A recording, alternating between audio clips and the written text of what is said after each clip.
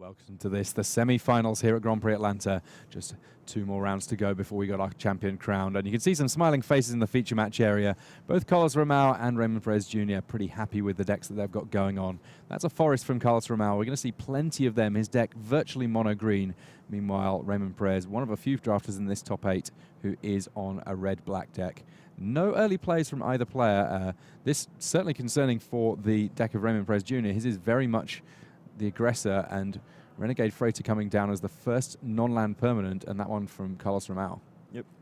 Yeah, Ray Perez will have trouble beating Carlos Romao in the mid-game when the big green creatures from Carlos, like Riparian, Tiger, will come down. If the game goes really long, then Ray Perez may have an edge with cards like Whirler Maker or Midnight Oil. But, well, there we have another awesome mid-sized green creature, Bristling Hydra. 4/3.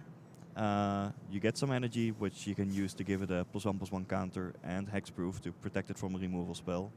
And it can also crew a train, which immediately falls to Harness Lightning, perhaps in response to the attack trigger. Yeah, I mean, it looks to me like, while it's easy enough for Raymond Perez to remove something like a train, Harness Lightning doing a great job there, and still got energy left from that Thriving Rats, killing off that Hydra while there's energy around is going to be quite problematic, and there's a fair amount of energy production in Carlos Romao's deck, so it's reasonable to think that you might see more than one activation of the ability on that Hydra. That is certainly possible. Well, the best way to deal with the Hydra is to just block it. Beaumont Bazaar Barge would be able to trade for the Bristling Hydra if Ray Perez can get 3 power to crew it. Well, a Thriving Rat's attacking, and there's a Night Market lookout. Some of the creatures in Ray Perez's deck are a bit scrappy, let's call them that. Night Market lookout, not a standout. His deck only has one vehicle in the Beaumont Bazaar Barge. It does combo nicely with it, because whenever you tap the Night Market lookout to crew up the Beaumont Bazaar Barge, you get a free drain. But still, a 1/1 for 1, not really the best creature. Thriving Rhino there, the play for Carlos Romao, up to 5 energy now, and all of his creatures have useful things to do with that energy. Additionally, a little bit concerningly perhaps for Raymond, both of his creatures fairly well outclass the creatures that he's got going on his side of the board. Yeah, well, the Beaumont Bazaar Barge is going to be a nice blocker. Ooh. Spark of creativity here. So paying 1 red mana for the sorcery, and he's going to exile the top card of his deck. He can, well, that's kind of the worst hit that he could have. He's not going to be able to deal any damage with the swamp that he's revealed, and I believe that he may have already played a land as well, which means that basically he's paid 1 mana. Oh, okay, he is able to play that land, but drawing a land that turn and not being able to kill off the creature, not ideal. I mean, it's good when you cast it where you've got plenty of extra mana available, because sometimes you say, actually, I'd rather just cast the spell of Exiled rather than use it to deal damage. This way round, well, ultimately, it was 1 red mana, draw a card, kind of cycling it. That's not too bad. You get closer to your best cards. And Wayward Giant with Menace there, 4/5, that is actually a fairly relevant threat on this board. Mm-hmm. Yeah, at the moment, let's see. If Perez would crew up the Beaumont Bazaar Barge and get in there, then he still has the Wayward Giant that can easily block the Thriving Rhino. It could also block the Bristling Hydra, in which case Carlos could turn it into a 5/4 and trade by paying 3 energy, but that's also a fine exchange. So given that Ray Perez still has a decent blocker back, attacking with the Beaumont Bazaar Barge seems reasonable. Oh wow, Ornamental Guidance. That is the perfect combat trick for the situation. Turns the Hydra into a 5/6, even untaps it. Couldn't be a better blocker for the Beaumont Bazaar Barge. Yeah, Ornamental Courage, actually 3 copies of it drafted by Carlos Romao, only the one of them being played in the main deck, but that one is now going to give Raymond Perez pause in each and every subsequent game that they play, because 1 mana combat tricks are exactly the kind that it's very easy to hold up mana for at any stage in the game. Yep. Yeah, 1 mana to deal with a 4 mana card. That's always a nice tempo swing.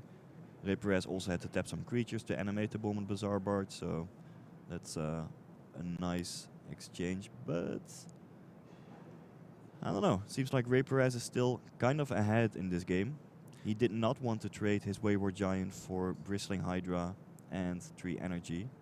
He's content with his board position as it stands. And Girapur guide there, the fresh play from Carlos Romao. It will mean that if he chooses to activate it, then he can make one of his creatures only be able to be blocked by larger creatures, and that basically at the moment means Wayward Giant, though an interesting addition here, a card that I hadn't really seen play until we saw Matthias Hunt with it earlier on, and that one being the Giant Spectacle, giving +2 power and menace.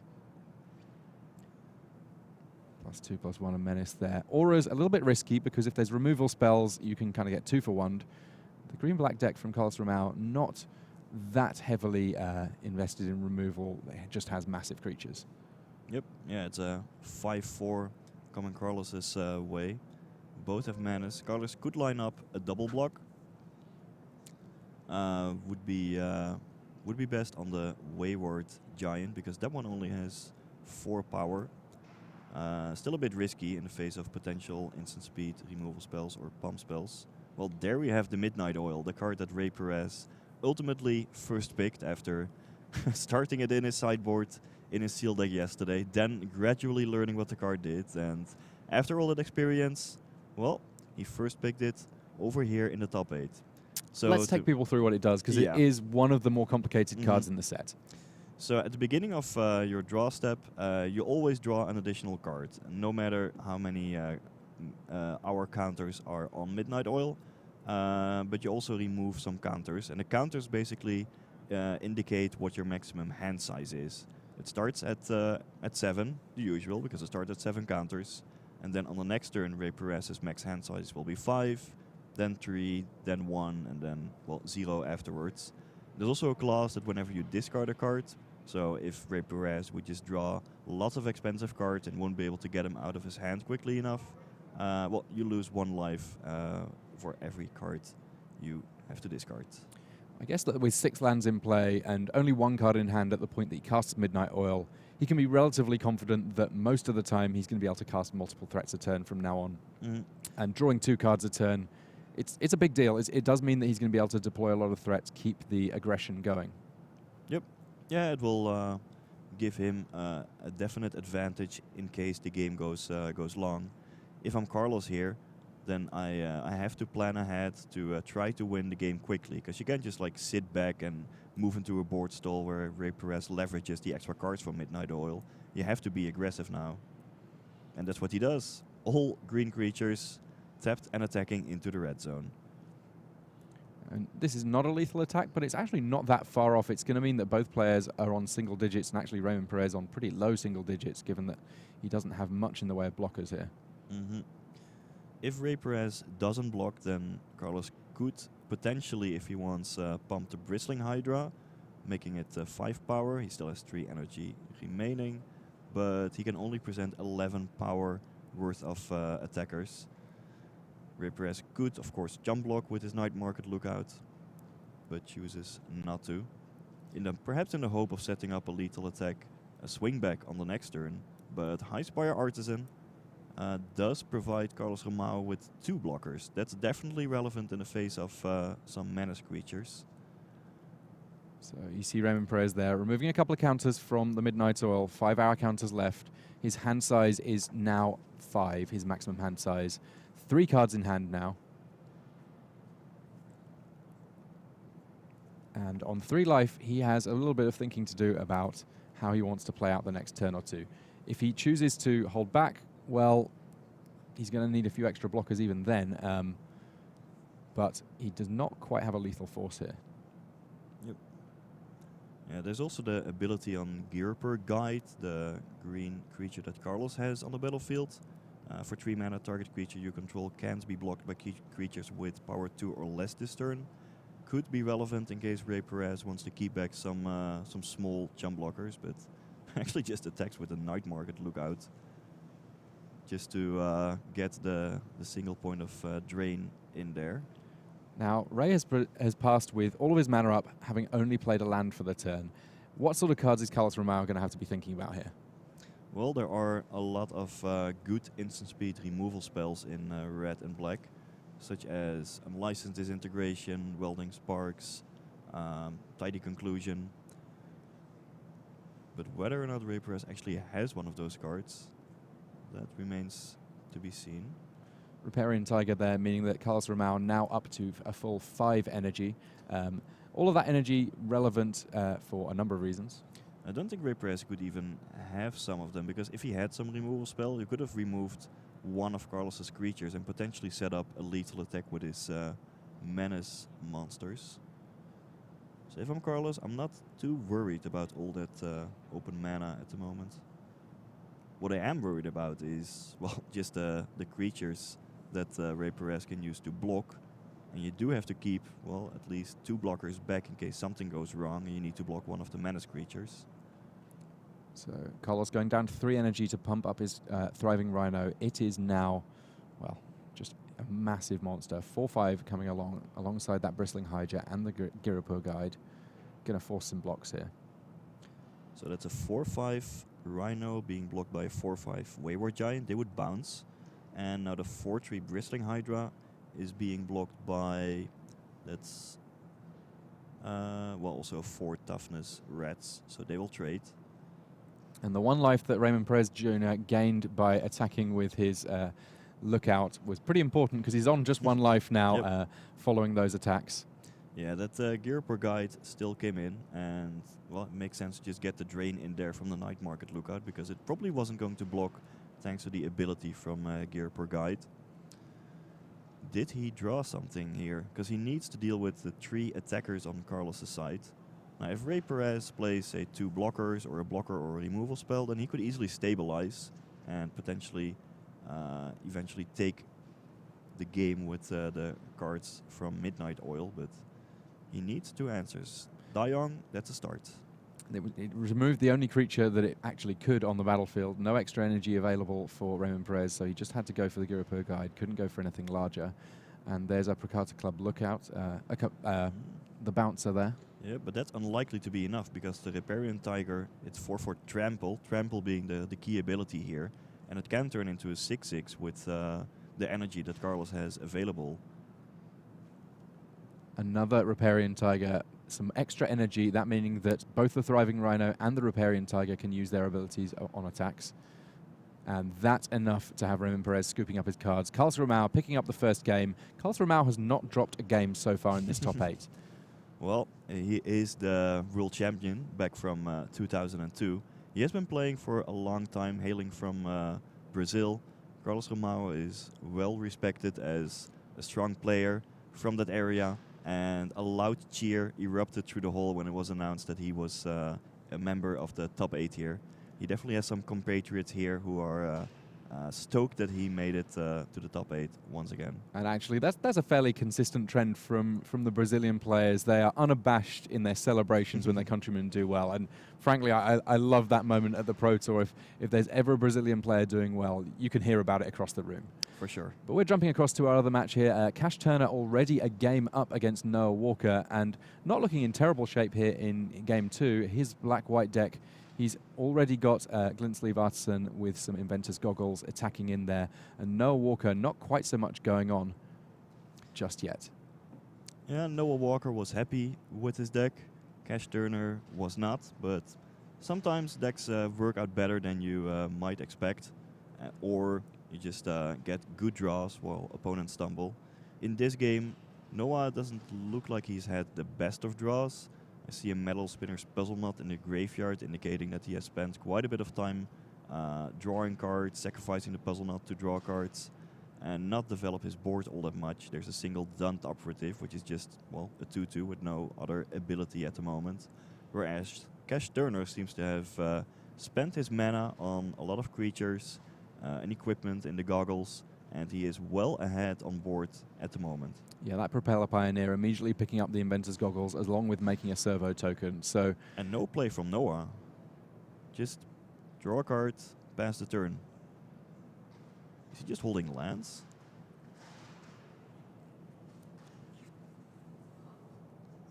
looks like there might be an Iron League Steed in hand for Cash Turner here, and he may get to continue his fabrication ways.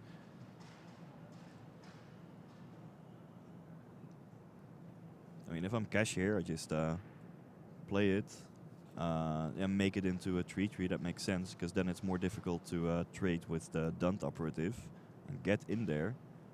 not much can go wrong against just a single Dunt operative. Yeah, definitely see a land there in Noah's hand. We may be in for some very quick semi-finals here. And a lot of lands. Whoa, this Wow. was an amazing mana flood. He may have kept a fine hand with like Matter Spinel's Puzzle Knot, Dunt Operative, and just drew land. Huh? It happens.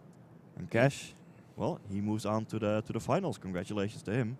He's also been undefeated in, he's been undefeated. For longer than just about anybody else in the tournament. Yeah, he went 14-0 and then took an intentional draw in round 15. He has not lost a single match so far the entire weekend. Cash clearly figured it out, but we're getting back to see Carlos Romao against Raymond Perez Jr. here. This time Raymond Perez does have a play on the second turn, but Sage of Shayla's claim means that Carlos Romao also getting threats on the board, though the way that these two 2-drops match up, not exactly ideal for Carlos Romao. Not going to be able to get through that 1-3 just yet. Nope. But 3 energy, that could easily be relevant. As we saw in the first game, Carlos Romao has plenty of creatures that are happy to use some energy. Giant Spectacle here, meaning that Raymond Perez getting to smack in for a full 3 points of damage. Now got a 3-4 on the battlefield with Menace. Build your own Giant working out, and just a swing back for 2 from that Sage of Shayla's claim from Carlos Romao, who does have a follow-up, and that follow-up is Renegade Freighter. Choo-choo! All aboard! It will take all of Carlos Romao's creatures, admittedly only one, to crew that train. But the train attacks for a full 5, so that's a happy amount even in the face of what Raymond Perez has going on.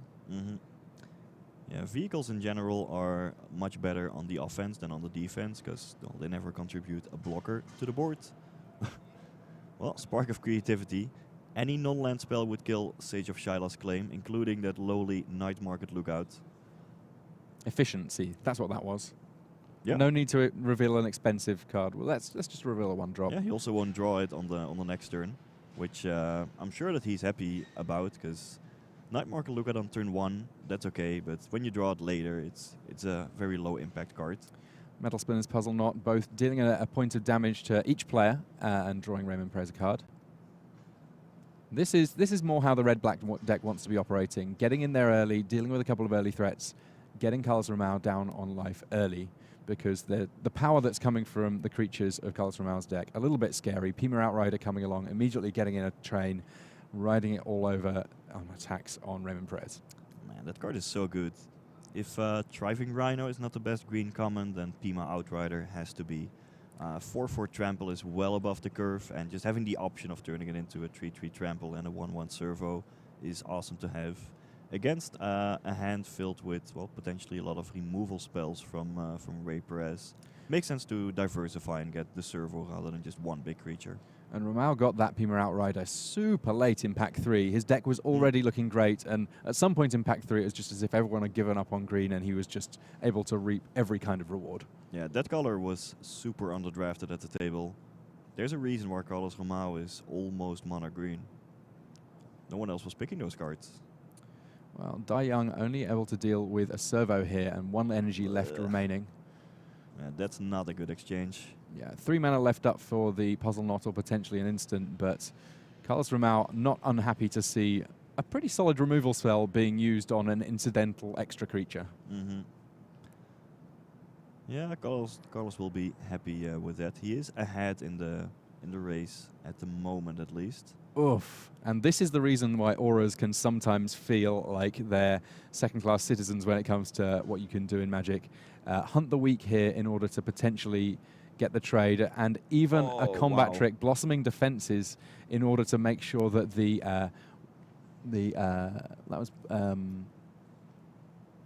that the Hunt the Weak would still resolve even through the Harness Lightning. Yeah, I think Carlos wouldn't have made this play without Blossoming Defense backup, because, hey, Ray Perez had mana up. Carlos already saw Harness Lightning earlier, and that will do it. That was quick. Well, I mean, I hope that Maria and Marshall enjoyed their little rest, because that was a very, very short set of semifinals. All right. We're going to get a final going on soon. Ray Perez Jr. says, well, I started to eat my little snack, and I'm going to get a chance to finish it pretty soon thereafter. That was a brutal set of semifinals, and we now have our finalists. Yep. Carlos Romao, 2002 world champion from Brazil, will face off against Cash Turner. Well, before the match we were talking about, is the format fast or slow? And I said, well, it can be both, at least in this semifinals and more in general in the whole top 8.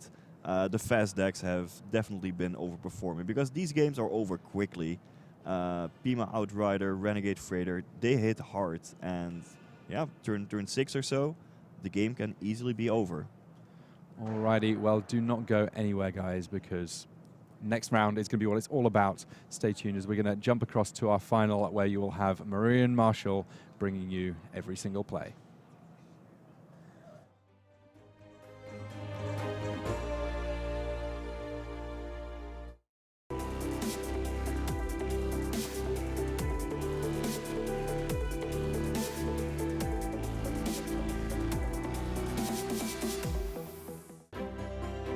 Play with new artifacts, crew fantastic vehicles, and invent your next ingenious deck with Kaladesh this weekend. Pre-release events are happening now on Magic Online. For more information, visit mtgo.com. Put your game to the test at a Grand Prix. These Magic celebrations are headlined by 2-day open tournaments with the best players in your region as well as top Magic pros from around the world. Find an upcoming Grand Prix near you at magic.wizards.com/Grand Prix.